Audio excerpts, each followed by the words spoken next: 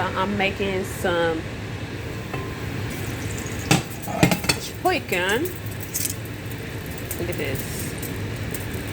Look at this. This is how your chicken breast is supposed to look. But I'm doing the bones too because I'm making some chicken broth. And so I'm using some rotisserie chicken. And again, I bought the chicken with the bones, half of it for this.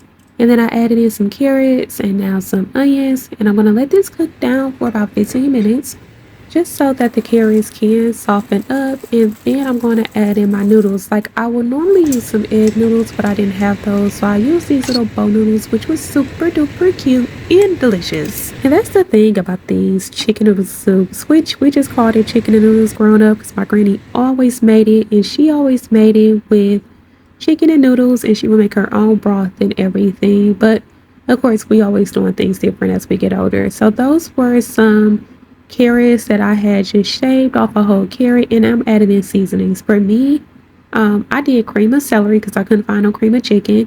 Then I added some chicken bouillon, some pepper, some Italian seasoning, and some Cajun seasoning. Eyeball method. I went ahead and mixed it up and I let it boil for about 5 more minutes. And y'all, this is what I got. So good, so delicious, and I can honestly say me and my girls ate this for at least 3 days, okay? And we still had a little bit left over that I ended up throwing out because I meant to freeze it and I didn't.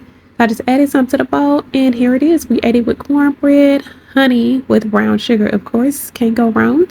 All right, I will catch y'all the next one. Let me know how y'all make y'all chicken noodle soup. See you later.